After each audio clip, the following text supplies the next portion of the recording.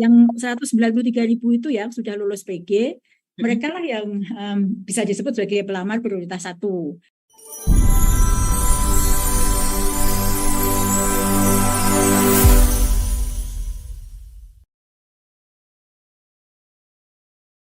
Jadi karena di dalam ini seleksi guru SMP 3K ini sudah diatur melalui Permen PAN RB nomor 20 tahun 2022. Jadi Permen PAN itu dipakai sebagai acuan pelaksanaan seleksi guru SMP 3K tahun ini. Jadi siapa saja yang boleh gitu ya. Jadi dalam Permen PAN juga sudah disebutkan ada 3 mekanisme Mbak yang tadi sudah Mbak Dita sampaikan. Yang 193.000 itu yang sudah lulus PG, mereka lah yang bisa disebut sebagai pelamar prioritas 1. Siapa saja mereka? Jadi guru itu adalah guru yang sudah lolos PG atau ambang batas tahun 2021 yang terdiri dari THK 2, guru sekolah negeri, bisa juga dari lulusan PPG dan juga ada juga guru tes. Lalu seleksi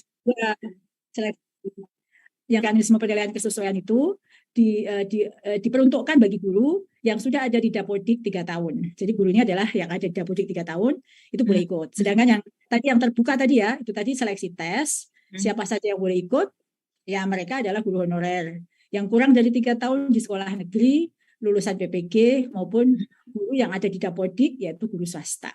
Jadi inilah yang rencana seleksi dan siapa saja yang ikut, dan karena seleksi tersebut sesuai amanah bahwa guru itu harus memenuhi kualifikasi dan kompetensi sebagaimana ada dalam Undang-Undang Guru Dosen, maka tes bahwa kewajiban memiliki kompetensi profesional, pedagogi, sosial, dan kepribadian itu, maka seleksinya dilakukan dengan cara yang komprehensif sebagaimana standar guru yang sudah ditetapkan dalam undang-undang tersebut.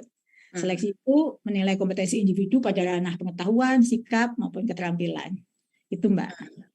Seperti itu ya sahabat Ikut. Mungkin di antara sahabat Ikut sore ini juga ada yang masih butuh informasi seperti ini ya Bu ya. Nah barusan dijelaskan oleh Bu Nunu. Nah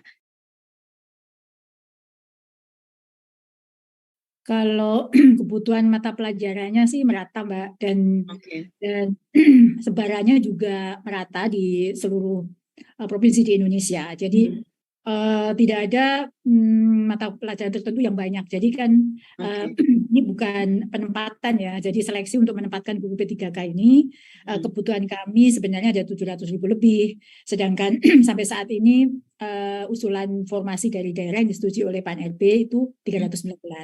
Nah ini merata di seluruh provinsi. Jadi hampir untuk tahun 2022 ini tidak ada provinsi yang tidak mengusulkan.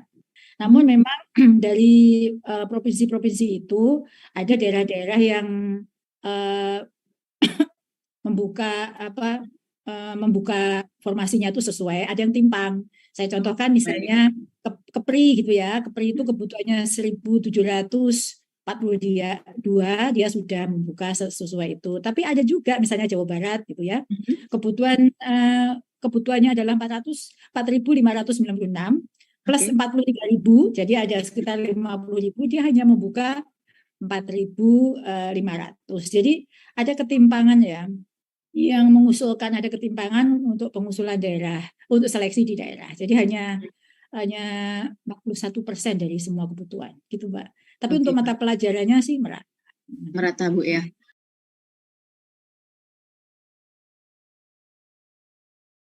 Jadi terkait dengan tata kelola itu ya, Kemendikbudristek sudah membagi 2 aspek dalam hal ini ya, terkait saat ini dengan tata kelola guru.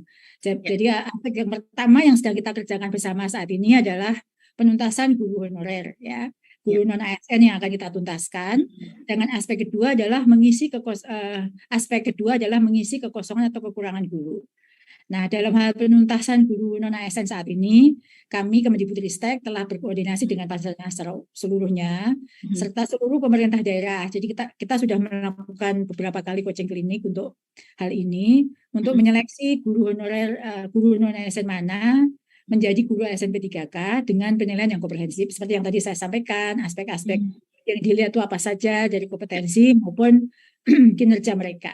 Jadi baik dari sisi pengetahuannya juga dilihat, sikapnya juga dilihat, keterampilannya selama ini yang dia sudah miliki juga dilihat. Jadi estimasi penyelesaian aspek ini ya, kalau tahun ini memang belum semua kebutuhan bisa terisi karena memang usulan formasi kan masih 41% dari total formasi yang dibutuhkan. Meskipun sudah ada peningkatan yang cukup signifikan. Ya. Nah, estimasinya ya semua selesai ini tahun 2023. Semester 2023-2024 gitu. Nah, selanjutnya untuk aspek untuk mengisi kekosongan atau kekurangan guru, kami sudah melalui yang program yang sekarang sedang diluncurkan, yang mungkin kita juga tahu sedang masif kita publikasikan kepada seluruh lulusan D1 D4 S1, yaitu dengan program PPG Prajabatan. Ya, jadi PPG Prajabatan kita perbesar kuota untuk menjaga keseimbangan kebutuhan dan kekosongan itu dengan PPG Prajabatan untuk mengisi kekurangan guru tersebut. Jadi arah ke depan jika penataan guru non-ASN ini selesai, semua kebutuhan guru akan dipenuhi melalui guru jalur PPG Prajabatan. Demikian Mbak.